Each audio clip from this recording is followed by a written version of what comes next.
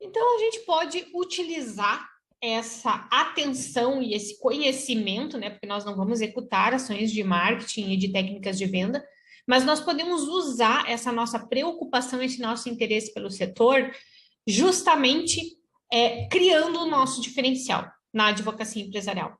É aquele tipo de advogado que não vai ser mais do mesmo, que vai já chegar para o cliente com uma outra linguagem, né? Então, como que a gente constrói esse diferencial? Orientando não só para cumprir os requisitos legais, mas para formalizar caminhos executados por outros setores dentro da empresa.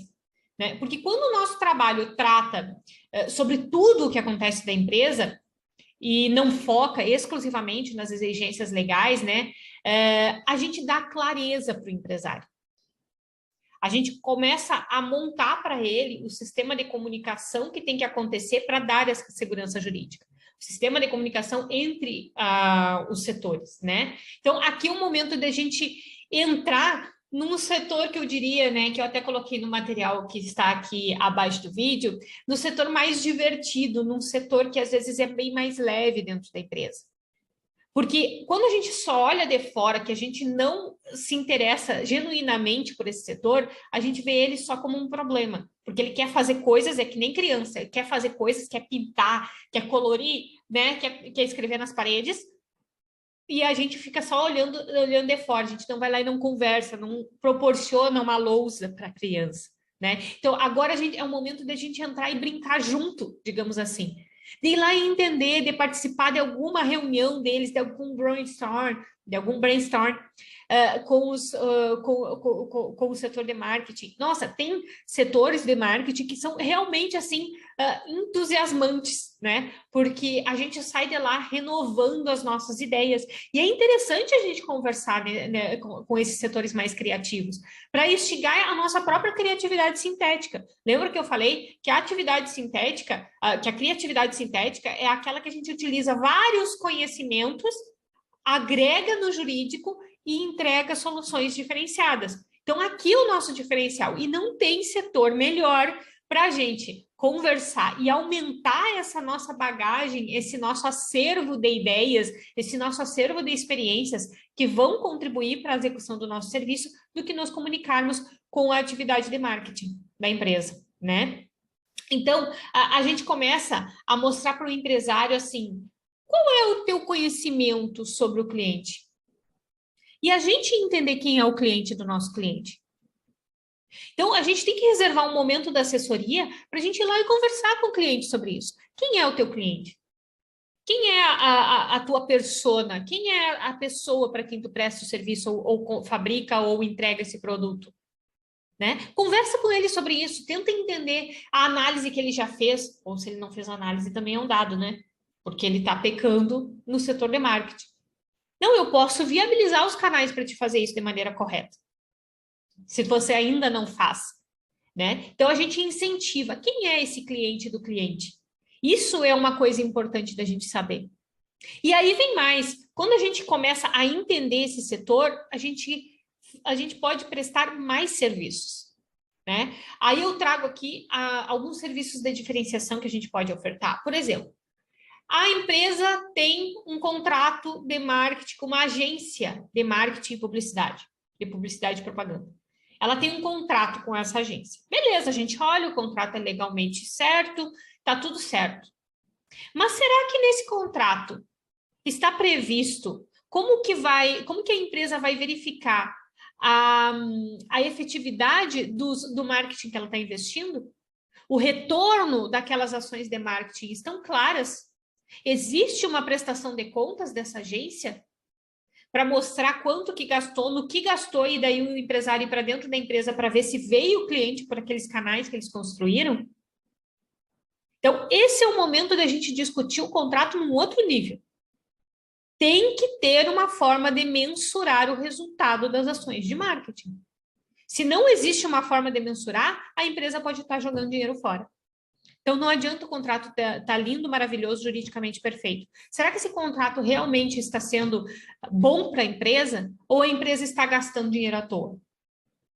Então, aqui é o diferencial. Não é meramente analisar a legalidade do contrato, a viabilidade econômica.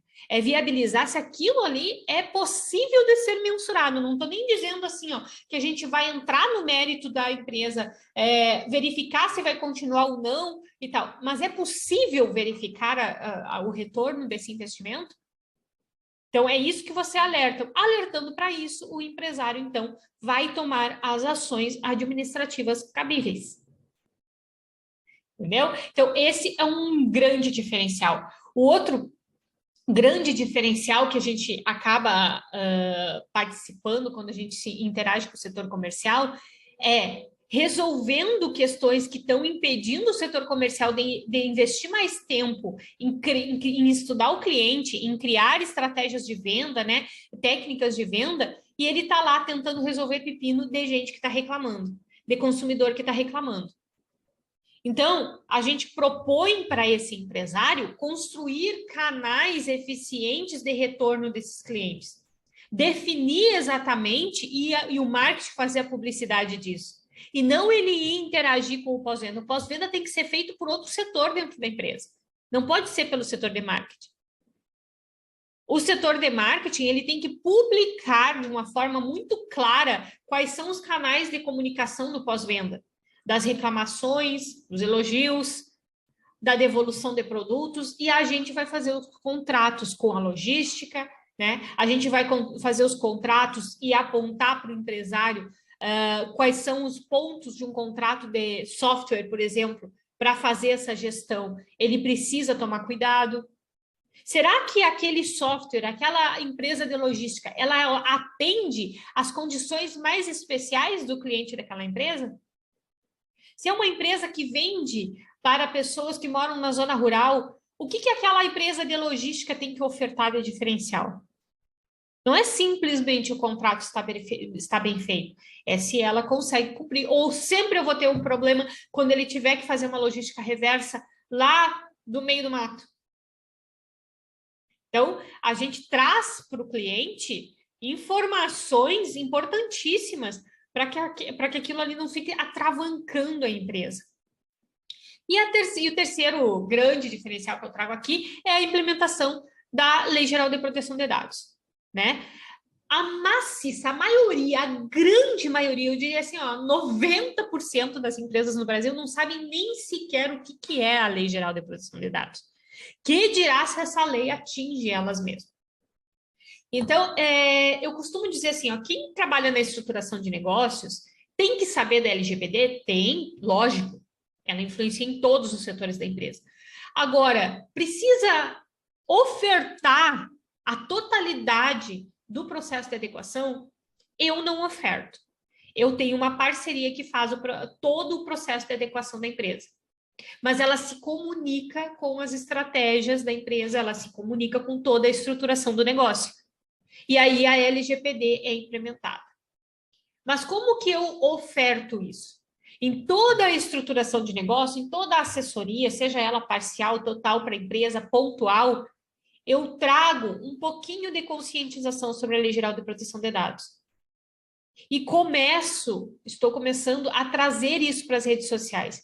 Trazer uma entrevista, trazer uma notícia, apontar a importância daquilo ali.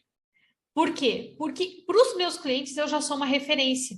Eu sou a referência de advogada para eles, então tudo que eles forem precisar, eles vão primeiro conversar comigo. E aí, eu, nossa, Raquel, eu tô vendo que tá falando sobre LGPD e tal.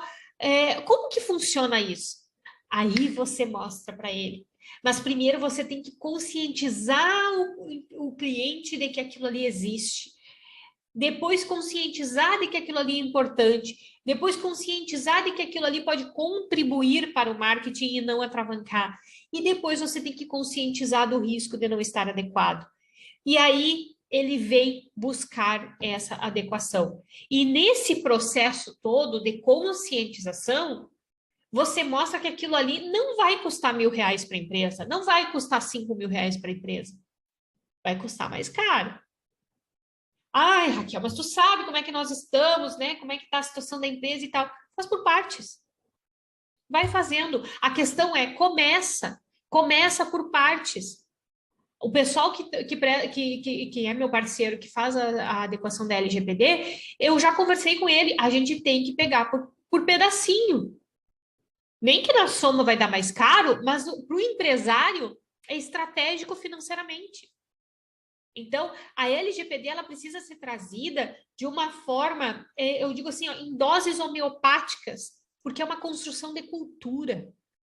É difícil você chegar para o empresário e colocar uma implementação de 20, 30 mil reais e dizer para ele que aquilo ali é importante. Ele não vai entender. Raramente são os que entendem, raramente são os que realmente estão conscientizados desse problema e dessa solução.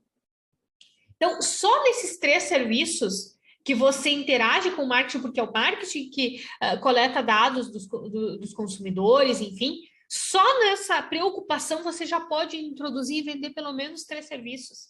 E desses serviços podem nascer vários outros, né?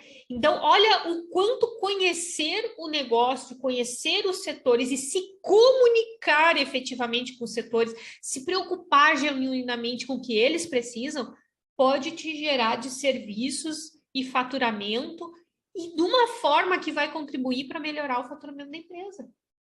Melhorando o faturamento da empresa, você é cada vez mais valorizado pela empresa, certo? Então, sobre marketing e vendas, seria isso. Preste atenção nesses setores.